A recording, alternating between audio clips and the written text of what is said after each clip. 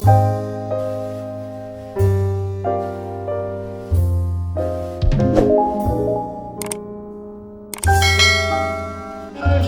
राम जी ने जब गंगापुर के अंदर दीक्षा की उद्घोषणा करवा देती हैं और ये उद्घोषणा सुनकर पूरे नगर के अंदर एक हर्ष का वातावरण है वह बनना प्रारंभ हो जाता है।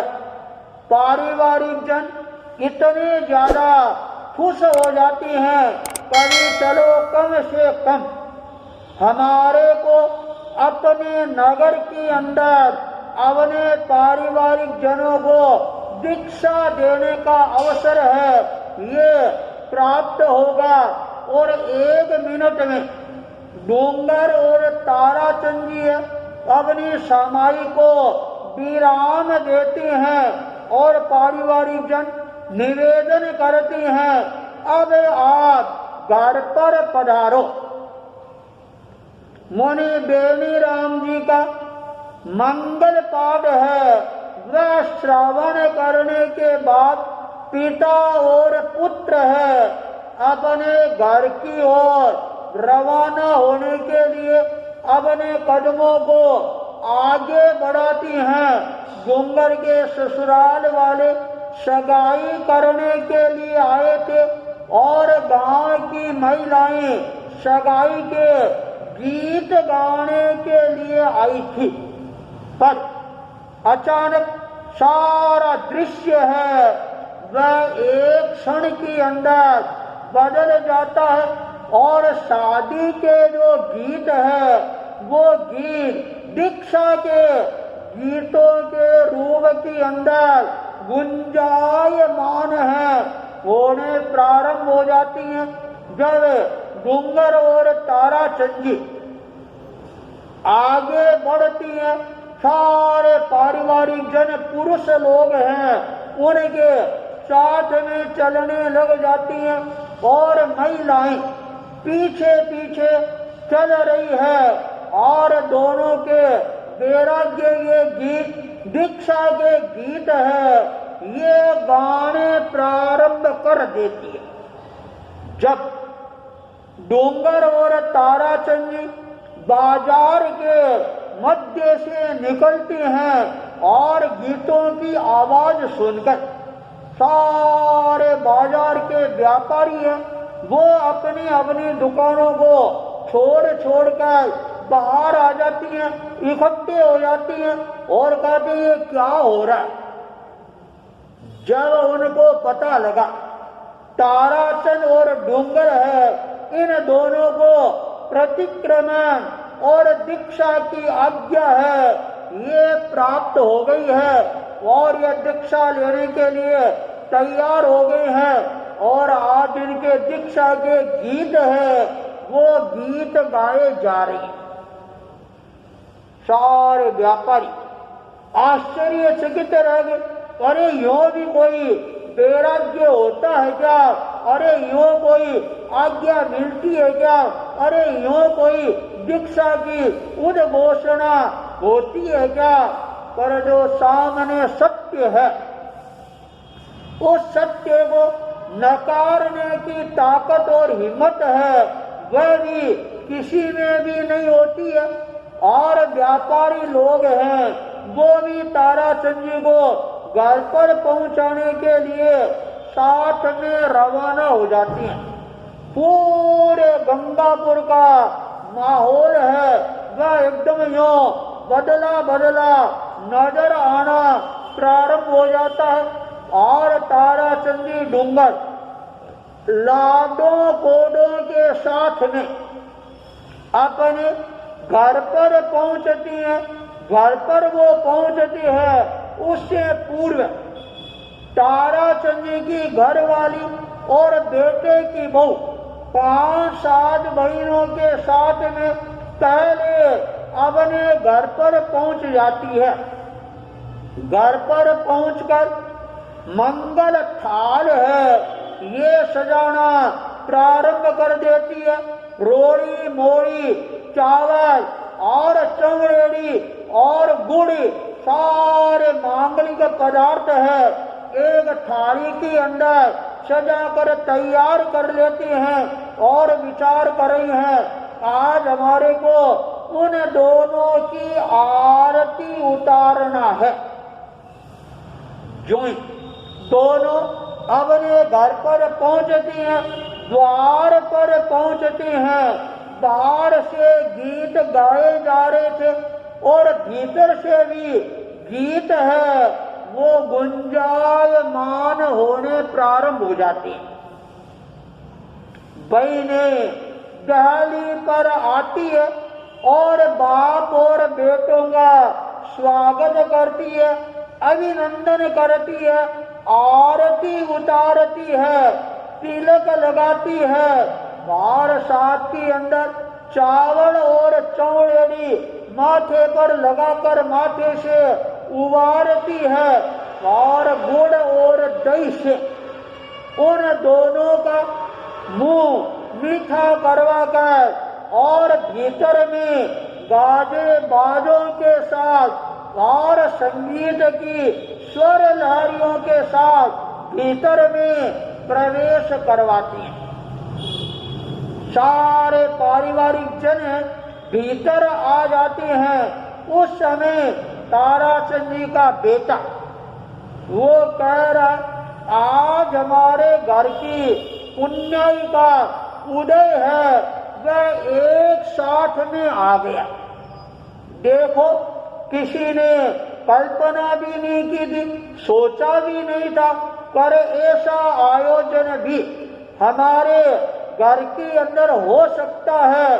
पर जब प्रबल पुण्याई का उदय होता है तब सारी चीजें अपने आप सामने आनी प्रारंभ हो जाती है। चारों तरफ उत्सव का माहौल बन जाता है और पारिवारिक जन सभी लोगों को बहनों को ये आमंत्रण भी देते हैं। देखो जब तक दीक्षा नहीं हो सुबह और शाम इन दोनों बैरागियों को हम मुनि बेनी राम जी के दर्शन कराने के लिए ले जाएंगे। तो सारी बहनी है गीत गाने के लिए बिना इंतजार के पहुंच जाना। बहनों के मन में भी खुशी छा जाती है, चलो कम से कम हमारे को भी सुबह और शाम दोनों समय गीत गाने का अवसर है और प्राप्त होगा। और जो बहनें गीत गाने में होशियार थी, मास्टर थी, जिनके पास में हुनर था और वो बहनें तो और ज्यादा खुश हो जाती है और उस माहौल को और ज्यादा खुशीमय बनाने के लिए डूंगर का ससुरा है वो वहां पर खड़ा था और निवेदन कर रहा कंवर साहब आप हमारे घर पर नहीं पधारे और हमारे को ये भी पता है आप हमारे घर पर पधार कर और जो रस्म और रिवाज है वह पूरी करने वाले नहीं है। हमारे घर पर तोरण है ये मारने वाले नहीं है, पर आप कृपा करके हमारे आंगन को पावन और पवित्र तो बना ही सकती हैं। जितना अधिकार आपकी माता का, पिता का, भाई का, भाभी का है और उतना ही अधिकार हमारा भी तो बनता है। हमारे परिवार के अंदर भी और खुशी हो रही है, चलो कम से कम हमारे परिवार से होने वाला दामाद है वह अपने जीवन के अंदर संसार के भोगों के अंदर नहीं फंस कर और अपने आप को संयम पथ पर आगे बढ़ा रही है, तो आपको हमारे घर पर पधारना ही होगा। पंच लोग वहीं पर खड़े थे और पंचों ने कहा अरे पधारना क्या होगा, जब घर पर ले जाना ही है तो ये कितना सुंदर अवसर आया हुआ, सारा गांव इकट्ठा हुआ हुआ, महिलाएं गीत गाने वाली इकट्ठी हुई है और घर में तो दोनों का स्वागत और आरती हो गई है। अब इसी समय यदि आप अपने घर पर ले जाओ तो और ज्यादा आनंद की अनुभूति होगी।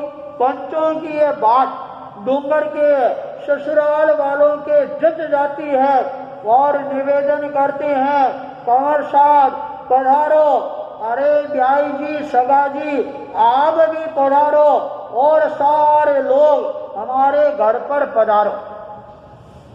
बेचारे आए थे अपनी लड़की की सगाई करने के लिए और सारा ही काम उल्टा हो जाता, बदल जाता है और अपने जमाई राजा को बैरागी बनाकर आरती उतारने के लिए अपने घर पर पधारने का निमंत्रण प्रदान कर रही हैं। ताराचंदी ने भी अवसर को देख गए और डूंगर के पीठ पर थपकी मारी और कहा, डूंगर चल, इनकी इच्छा है वो भी अपन पूरी कर देते। देखते देखते डूंगर के परिवार में जो उत्सव का वातावरण था और गीत गाने वाली बहनों का उत्साह वर्धन करने में पारिवारिक जनों ने भी अपनी तरफ से कोई कमी नहीं रखी।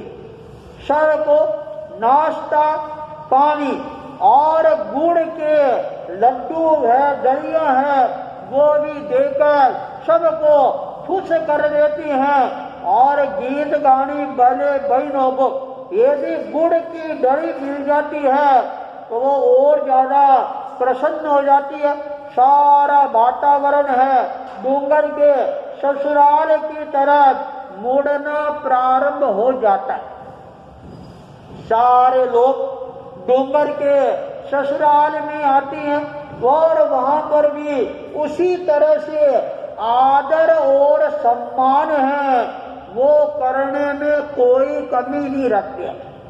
दोनों की आरती उतारती हैं, झोल भरती हैं और पारिवारिक जन अपने आप को बहुत ज्यादा खुशी का अनुभव करना प्रारंभ कर देती हैं और स्वर के अंदर गीतों का पुनः उच्चारण करके दोनों का स्वागत, आने वालों का आतिथ्य संपन्न करके और उनको वापिस है अपने घर पर पहुंचा देती हैं। गंगापुर के अंदर ऐसे आश्चर्यकारी वातावरण का निर्माण होता है। प्रातः काल और सायंकाल दोनों समय गीतों से गंगापुर है वह गुलजार बनना प्रारंभ हो जाता है। और जब प्रातः काल बाप और बेटों को सूर्योदय के साथ में गीत गाते हुए मुनि बेनी राम जी के दर्शन कराने के लिए लाते हैं। मुनि बेनी राम जी भी पारिवारिक जनों का उत्साह देखकर मन में बड़े प्रसन्न हो जाते हैं। दोनों बैरागियों ने मुनि प्रवर के दर्शन किए। मुनि बेनी राम जी ने कहा, अरे ताराचंद, अरे डूंगर, तुम इन ओसव मोसव के अंदर ही अपना समय लगा दोगे तो बोलो प्रतिक्रमण है ये कब याद करोगे। दोनों ने निवेदन किया, मुनि प्रवर, हम आपके चरणों में नाश्ता पानी करके आ जाएंगे और जब तक भोजन का समय नहीं होगा हम आपके पास में रहेंगे, भोजन के लिए घर पर जाएंगे, विश्राम करके और आपके चरणों में आ जाएंगे। सायंकाल जब भोजन का समय होगा घर पर जाएंगे और पुनः आपके दर्शन करने के लिए आ जाएंगे और प्रतिक्रमण है हम जिनके अंदर कंठस्थ है ये करना प्रारंभ कर देंगे। यह बात सुनकर पारिवारिक जन है वो भी खुश हो जाती हैं और मुनि बेनीराम जी ने भी तत्काल अपने सहयोगी संतों को अपने पास में बुलाया और कहा देखो अब इन दोनों को प्रतिक्रमण है ये सिखाने में देरी नहीं करनी है और अपने समय का नियोजन करते हुए इन दोनों को प्रतिक्रमण है वह सिखाने का प्रयास करना है। डोंगर और ताराचंद दोनों के मन के अंदर प्रतिक्रमण है यह सीखने की एक तरह से होड़ लग जाती है। संत लोग हैं परीक्षा करने में कोई कमी नहीं रखती हैं और उनको याद भी करवाती हैं। ताराचंद अवस्था प्राप्त था इसलिए याद करने में उसको कठिनाई होती थी पर डूंगर है उसका दिमाग उर्वरा था तेज था और वो मिनटों में सारी चीजें याद करना प्रारंभ कर देता कंठस्थ कर लेता है और देखते देखते एक दिन वह भी आता है जब उन दोनों ने प्रतिक्रमण है वह कंठस्थ परिसंपन्न कर लिया। तत्काल संतों ने उन दोनों को मुनि बेनीराम जी की सेवा में उपस्थित किया और निवेदन किया मुनि प्रवास इन दोनों को प्रतिक्रमण है वह अच्छी तरह से याद हो गया है। मुनि बेनीराम जी ने कहा जब सायंकाल प्रतिक्रमण का समय हो और हम प्रतिक्रमण करें उस समय दोनों यहाँ पर उपस्थित रहकर सामायिक करना और हमारे साथ में प्रतिक्रमण है ये करने का प्रयास करना तो तुम्हारे को प्रतिक्रमण की जो विधि है वह भी अपने आप याद हो जाएगी आनी प्रारंभ हो जाएगी। दोनों ने बड़ी विनम्रता के साथ में निवेदन किया मुनि प्रवास आप हमारा इतना ध्यान रखा रहे हैं अब हमारे को यह विश्वास हो गया है हमारी जीवन रूपी नौका है वह नौका आपके चरणों में ही पार होने वाली है। मुनि बेनीराम जी इंतजार कर रही हैं और सायंकाल के समय जब सूर्य अस्त होता है और बहनों की गीतों की गुंजार है मुनि बेनीराम जी के कानों को झंकृत करना प्रारंभ कर देती है।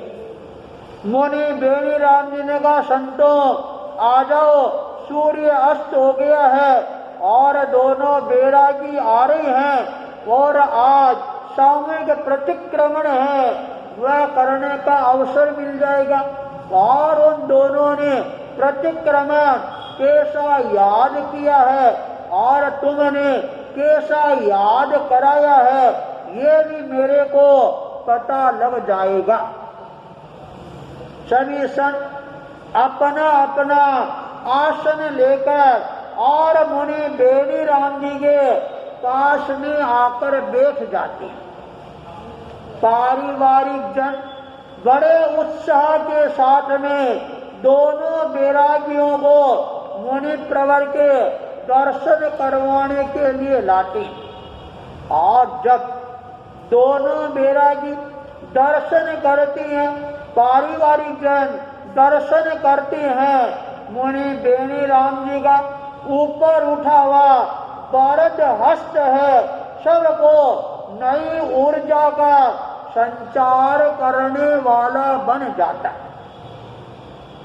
मुनि बेनी राम जी ने पारिवारिक जनों को मंगल पाठ का श्रवण करवाया और ताराचंद और डूंगर को कहा, चलो तैयार हो जाओ प्रतिक्रमण करने के लिए। पारिवारिक जन है वो रवाना हो जाती हैं और डूंगर और ताराचंद जी दोनों अपना वेश परिवर्तन करती हैं, संतों का वेश धारण करते हैं और प्रतिक्रमण करने के लिए तैयार हो जाती हैं। मुनि बेनी राम जी अपने सहयोगी संतों के साथ में विधि सहित प्रतिक्रमण करने के लिए तैयार होते हैं और उन दोनों को निर्देश प्रदान करती हैं, जैसे हम विधि करती हैं और वैसा तुम्हारे को भी करना है। और देखो प्रतिक्रमण का उच्चारण है वह आज तुम्हारे को करना।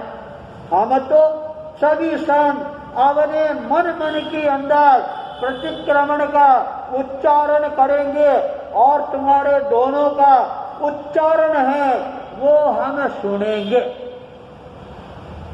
प्रतिक्रमण है वह प्रारंभ होता है, अनेकों श्रावक श्राविकाएं भी सामायिक करके और अपनी साधना में आगे बढ़ रही हैं और यह दोनों मुनि बेनी राम जी के चरणों में प्रतिक्रमण है ये करना प्रारंभ करती हैं।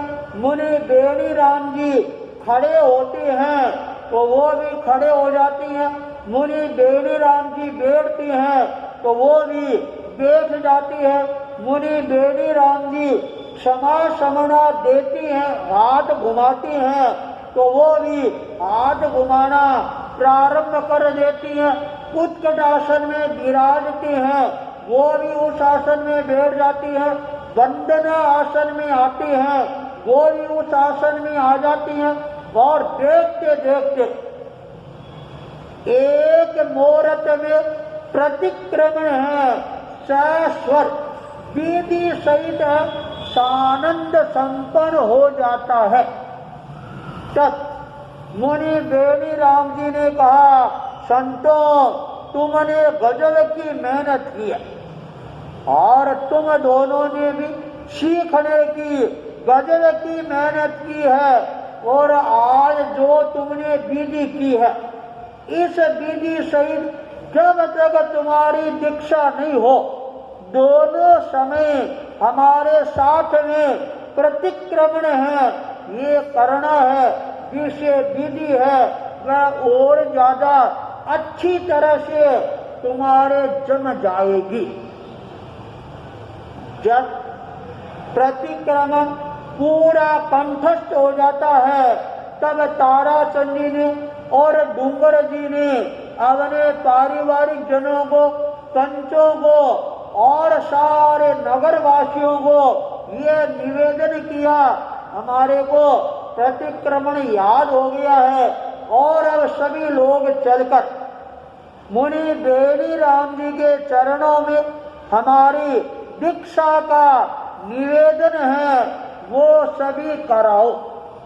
यह बात सुनकर सारे लोग तैयार हो जाती हैं, सहमत हो जाती हैं और कहती हैं जब आज शाम को गोधूलिका बेला में हम मुनि प्रवर के दर्शन करने के लिए तुम्हारे को गीत गाते हुए ले जाएंगे और आज सायंकाल का जो सूर्य अस्त का जो समय है और वह भी बड़ा अच्छा समय है, लाभ अमृत का दुगड़िया है वो भी आ रहा है और इस दुगड़िया के अंदर मेरी मुनि बेनी राम जी तुम्हारे दीक्षा की उद्घोषणा करती हैं तो फिर तुम्हारे को जिंदगी भर पीछे देखने की जरूरत नहीं पड़ेगी।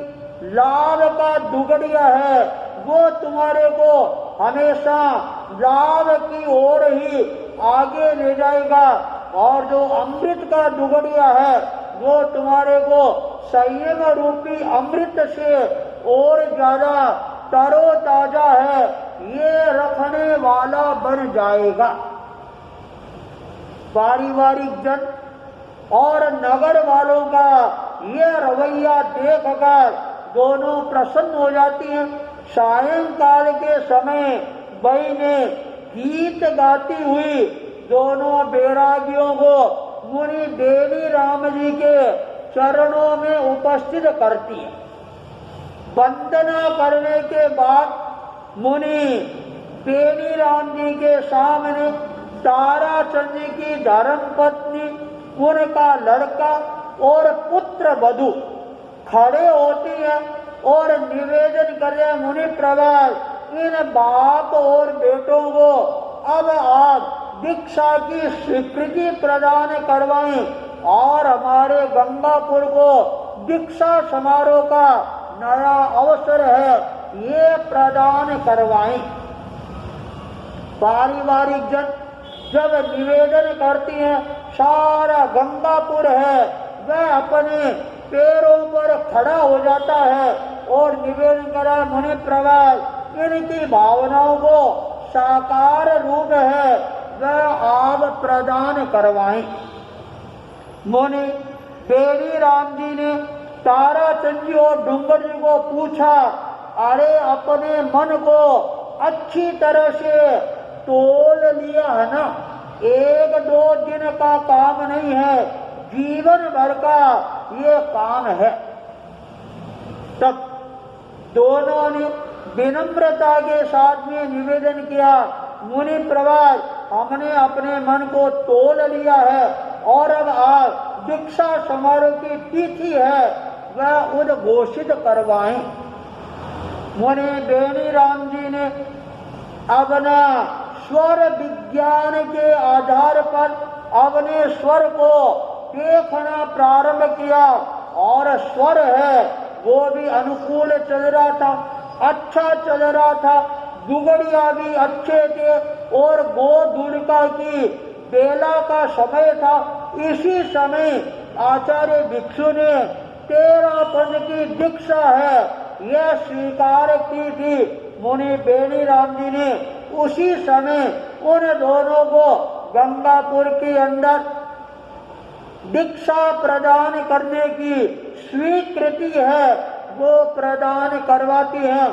तिथि की भी खुद घोषणा करवा देती हैं, समय की भी खुद घोषणा करवा देती हैं। विजय मुहूर्त में तुम्हारे दोनों को दीक्षा देने का भाव है, यह उद्घोषणा होते सारे लोग मुनि बेनी राम जी के जय जयकारों की नाद से वातावरण को गुंजायमान बनाना प्रारंभ कर देती हैं। ताराचंद जी, डूंगर जी और पारिवारिक जन सारे गंगा नगर के लोग खुश हो जाते हैं और मुनि बेनी राम जी भी गंगापुर के अंदर दीक्षा समारोह का आयोजन की उद्घोषणा करके और गंगापुर के अंदर फिर एक नए इतिहास का सुनहला पृष्ठ है वो सृजन करने में कामयाब बन जाते हैं। इसी मंगल भावना के साथ ओम अरहम।